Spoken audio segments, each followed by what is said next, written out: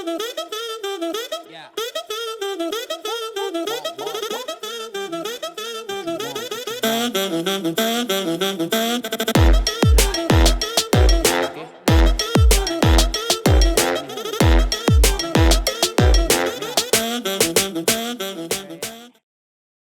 Hi friends!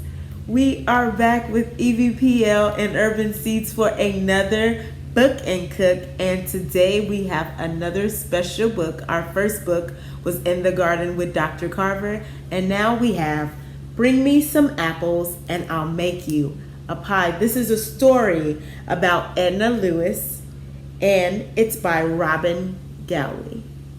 You ready? Let's read.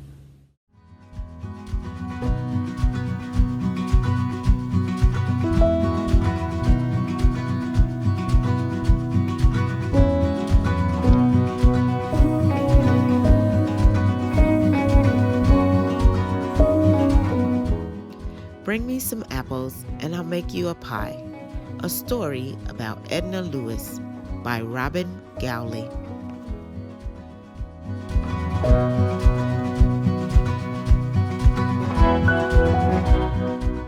Whippoorwill, calls the little gray bird. Whippoorwill, whippoorwill. The melody echoes through the quiet woods and wends its way down the hill to the just waking farm. This is the sound Edna's been waiting for all winter long.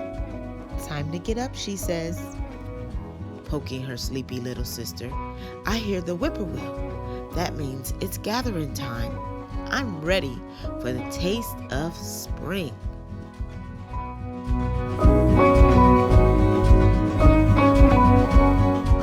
After breakfast, Edna and her sister head out to the fields to pick wild strawberries, the first fruit of the season.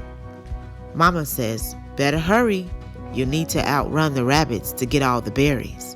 Daddy says, fill as many baskets as you can. Larder's empty.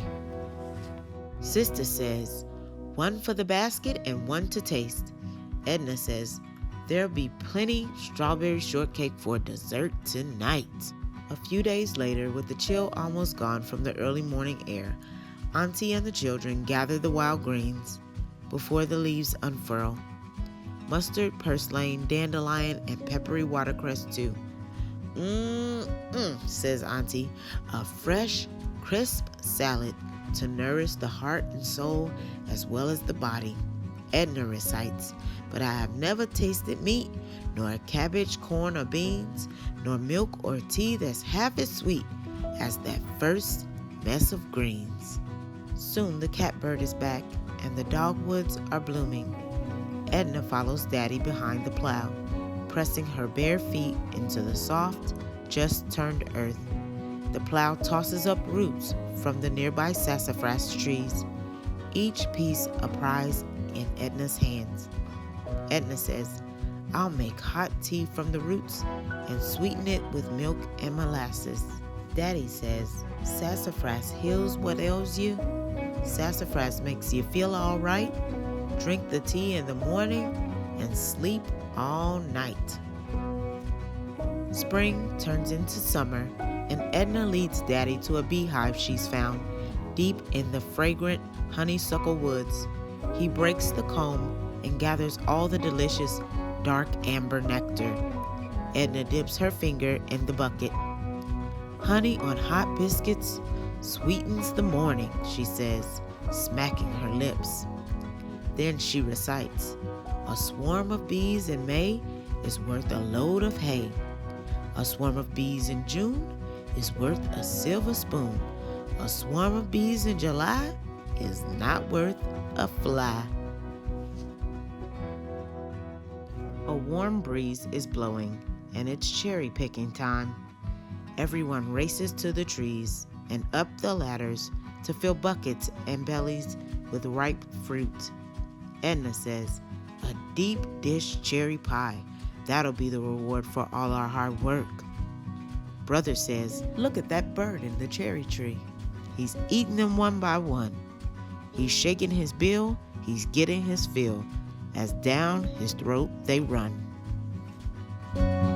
When the wild blackberries are ripe, Edna's sister and brother forage early in the day before thunderstorms start to rumble. Sweet berries stain hands and lips and teeth blue.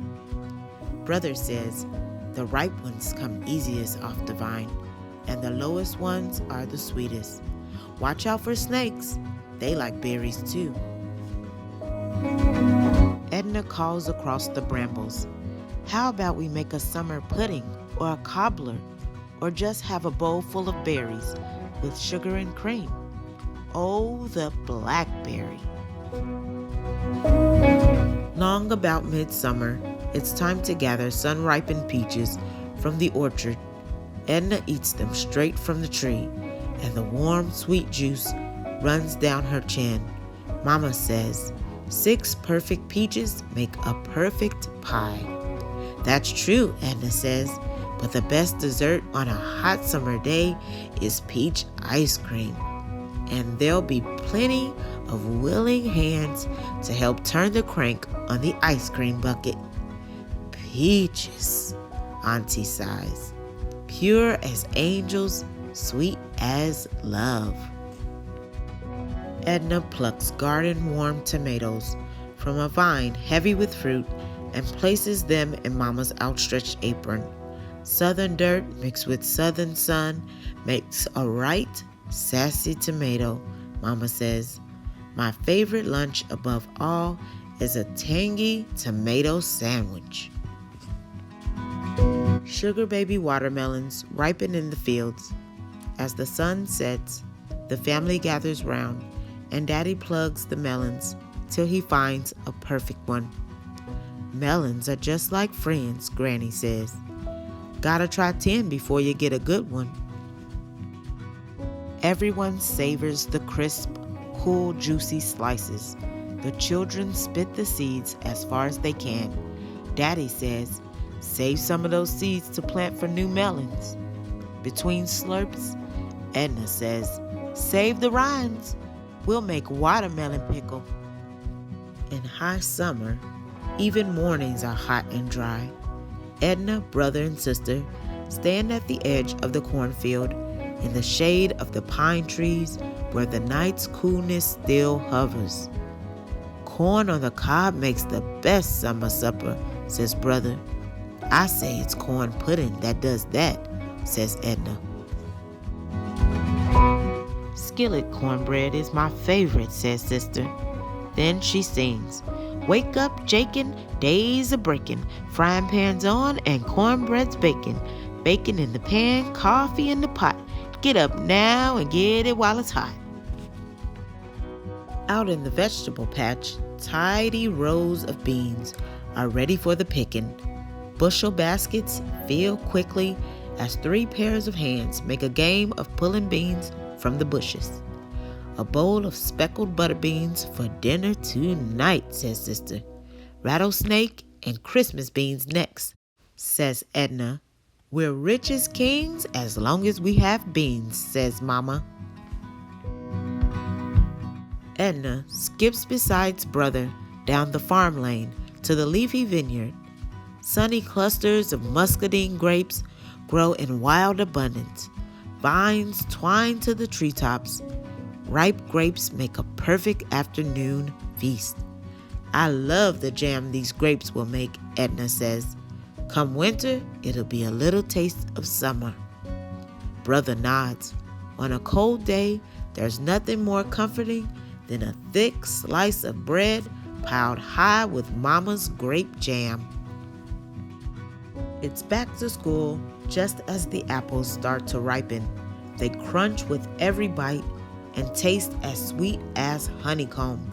There's so much to do with good apples, says Edna. With bushels of apples in the cellar, we'll have apple butter and apple cider and apple sauce all winter long. But today I'll make apple crisp, sweet and tart at the same time. Then she sings, don't ask me no questions and I won't tell you no lies. But bring me some apples and I'll make you some pies. And if you ask questions about my having the flour, I'll forget to use lasses and the pie'll be sour. On a coming of winter morning, There's still one more harvest to gather. The leaves are falling, and so are the nuts. Ping, ping, ping. Pecans and walnuts clatter on the rooftop. The family fills baskets full of them. Edna cracks the shells and picks out the tiny nut meats. Nut butter cookies and walnut bread will taste mighty good, she says. Then Granny sings, raccoon up the pecan tree, possum on the ground. Raccoon shake the pecans down, possum pass 'em round. As the first snow falls, Edna inspects the cellar. It is full of good things, nut cakes and cookies, honey and jam, 3 kinds of dried beans, rows of canned corn, jars of tomatoes, and crocks of pickles line the shelves. You can never have too much summer, says Edna. The house fills with the aromas of cooking, warming the spirit on a cold afternoon. Long winter ahead, says Daddy. Without winter, there'd be no spring, says Mama. That's right, says Edna. And come spring, we'll hear the whippoorwill call, then we'll all go gathering again. Thank you for joining us for Bring Me Some Apples and I'll Make You a Pie, a story about Chef Edna Lewis. To learn more about Chef Edna Lewis, please stop by your local library and pick up this book and her cookbooks. Bye.